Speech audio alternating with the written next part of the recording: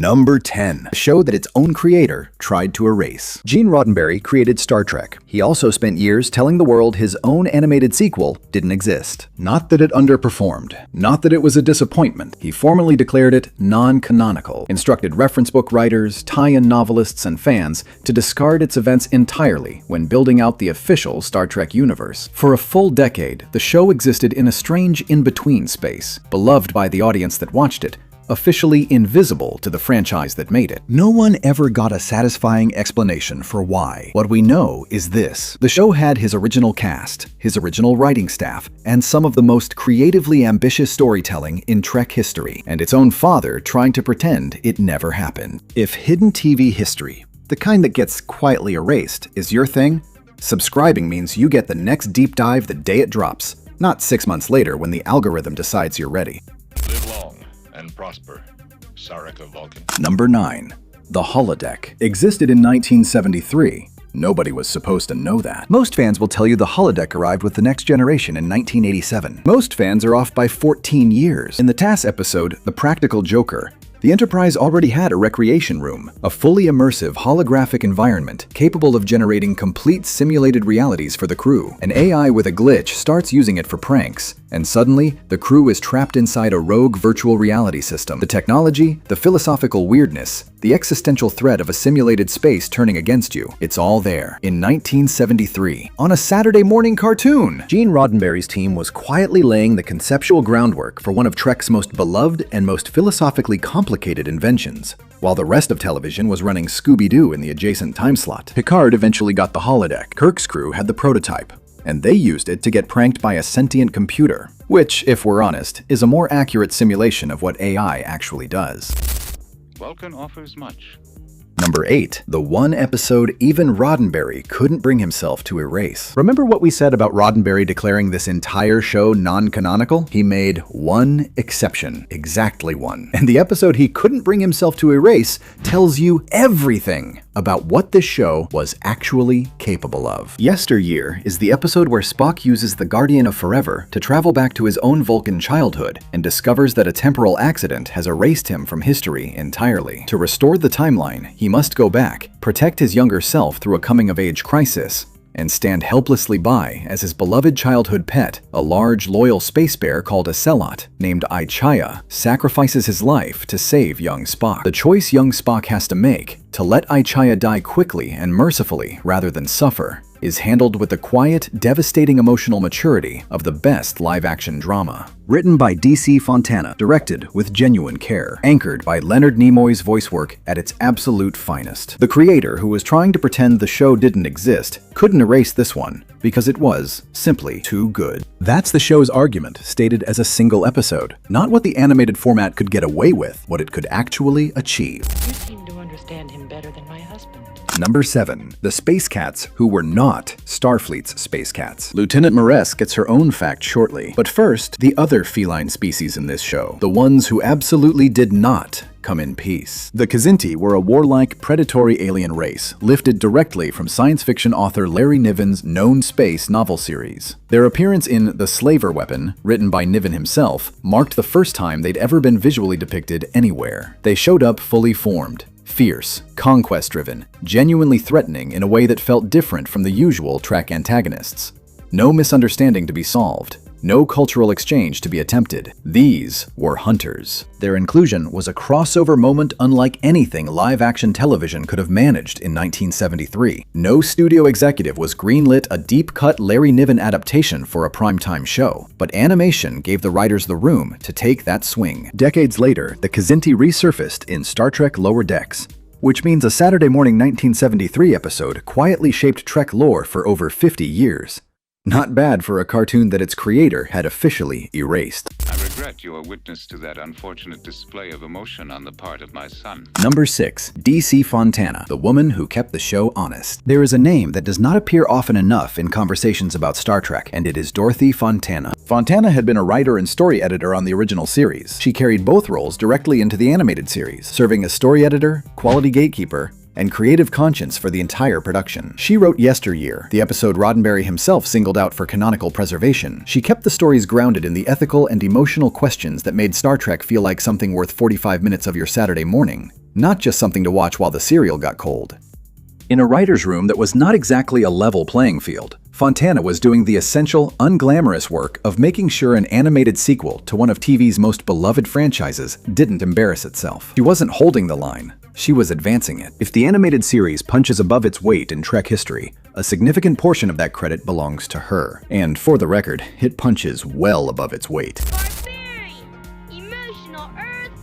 Number 5. Almost everyone came back. The one who didn't wrote an episode instead. Getting the original cast to return for an animated spin-off wasn't a given. Getting nearly all of them was remarkable. William Shatner, Leonard Nimoy, DeForest Kelley, James Doohan, Nichelle Nichols, and George Takei all came back to voice their characters. When Kirk gave an order or Bones snapped at Spock, it was actually them.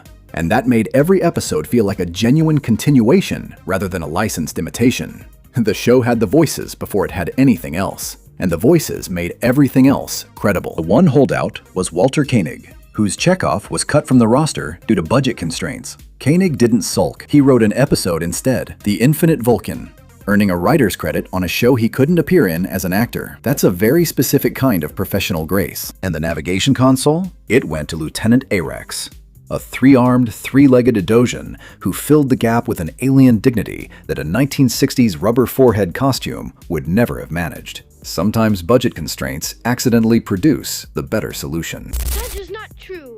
My father... Number 4. The Canon War. Roddenberry versus his own show. Here is where it gets genuinely strange. The creator of Star Trek decided his own show didn't count. For years, Gene Roddenberry formally declared the animated series non-canonical. He instructed reference book writers, encyclopedia editors, and novelists to disregard its events entirely. Official publications followed his lead. Tie-in novels ignored it. The show existed in this peculiar institutional limbo, beloved by its audience, officially invisible to the franchise that made it. Nobody ever received a fully satisfying explanation. What we do know is that Roddenberry had a complicated relationship with material he didn't fully control, and a desire to keep the canonical universe tightly managed. The practical effect? A show featuring his original cast, his original writers, and some of the most inventive storytelling in Trek history was quietly erased by its own father. The story has a better ending. Star Trek Discovery and Star Trek Lower Decks quietly reintegrated TAS elements, treating the animated adventures as genuine Trek history. Canon, it turns out, has a way of correcting itself, especially when the audience never forgot in the first place. You have a long way to go. Number 3. Maress, the crew member live action could never have built. She purred her words. She had fur, a tail, and the composed professional authority of someone who has absolutely heard stranger things come through the communications array. Lieutenant Maress was a Caitian, a feline humanoid species, who served as the Enterprise's communications officer in several episodes, occasionally filling Uhura's chair. Her design was everything animation could deliver that a 1973 costume department could not. Sleek, fully realized, genuinely alien, without losing the sense that she was a Starfleet officer you would trust with your distress call. The writers gave her a personality rather than just a visual concept. Composed, occasionally dry, capable of carrying a scene on her own. She became an immediate fan favorite, not because the design was striking, though it was, because the character behind it earned that response. Maress reappeared in Star Trek Lower Decks a full 50 years after her debut, which says everything about what a well-built character can do across half a century. She also sits in an interesting contrast with the Kzinti from Fact 7. The animated series apparently had strong views about feline representation across the entire moral spectrum. They were revived suddenly when left alone. Number 2. A labor dispute accidentally assembled the best writer's room in Trek history. This one is almost too perfectly ironic to believe, but here we are. In 1973, the Writers Guild of America went on strike, shutting down live-action television production across Hollywood. The unintended consequence? Some of the most talented writers in the industry, many of whom had worked directly on Star Trek the original series, suddenly had availability they hadn't expected. Animation, which operated under different guild agreements, was still running. So the animated series inherited a writer's room stocked with TOS veterans who brought the same moral complexity, the same genuine science fiction ambition, and the same willingness to challenge an audience that had made the original remarkable. The show didn't get Star Trek writers, it got the best Star Trek writers, rerouted there by an industrial accident. Without that strike, the series might have landed with a rotating door of generic Saturday morning cartoon writers treating the material as a babysitting contract. Instead, it got DC Fontana, Larry Niven, and a team that understood exactly what they were working on. Sometimes the universe reroutes the right people to exactly the right place. This is what that looks like when it happens at scale. Holodeck's report battle stations ready, Captain. Number 1. Spock traveled back in time to save himself, and it broke everyone's heart. Everything we have built toward lands right here. Yesteryear is the episode Roddenberry could not bring himself to erase. And after you watch it, you understand completely why. Spock uses the Guardian of Forever to travel back to Vulcan and discovers that a temporal accident has erased him from history entirely. To restore the timeline, he must return to his own childhood, protect his younger self through a coming-of-age crisis, and stand helplessly by as his beloved pet Sailot, Ichaya, a large, fiercely loyal space bear, sacrifices his life to save young Spock from a desert predator. The choice young Spock has to make, whether to let Ichaya die quickly and mercifully rather than suffer through a slower death, is presented with a quiet, devastating emotional maturity that most live-action dramas would have softened or avoided entirely. Adult Spock watches it all happen. He can tell his younger self nothing. He can do nothing except be present, while history takes the shape it always took. It aired on Saturday morning television for children in 1973. Written by DC Fontana, directed with genuine emotional care, Leonard Nimoy's voice work carrying the entire weight of a man watching himself grieve for the first time. This is not a cartoon doing its best. This is Star Trek doing exactly what Star Trek was always supposed to do, asking a real question through the cover of science fiction and trusting the audience to feel the answer. The show that Gene Roddenberry spent years trying to erase gave us this. The audience never forgot. History didn't either. No, my Lady Amanda. Any child has much to learn. Bonus fact, the Emmy that proved everyone wrong. One more, label this the legacy footnote that history quietly got right. Despite its short run, its institutional erasure, and its creators' ongoing reluctance to acknowledge it, Star Trek the Animated Series won a Daytime Emmy Award in 1975 for Outstanding Entertainment Children's Series. The Television Academy looked at what the show had actually accomplished, independent of the politics happening behind closed doors at Paramount, and gave it the recognition it had earned. For a series that was simultaneously beloved by its audience and dismissed by the man who invented it, that Emmy carries a specific kind of weight. The people who made it knew it was good. The people who watched it knew it was good. And eventually, a formal institution made it official. Decades later, Discovery and Lower Decks quietly brought TAS back into the canonical fold, finally giving Kirk's animated crew the permanent place in Trek history they had been earning since 1973. The Enterprise's 5-year mission turned out to include a decade of being told by its own creator that it hadn't happened. It happened. The audience remembered.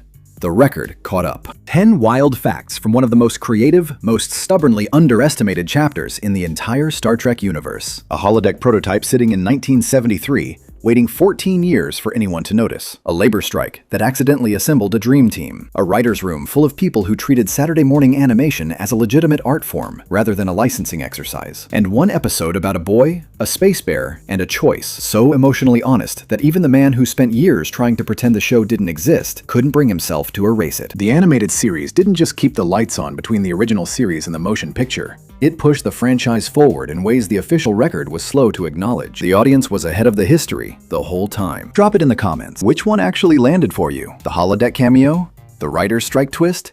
The canon war? Or did Yesteryear hit harder than you expected? This is the Vintage Vault. Warp speed to the next one.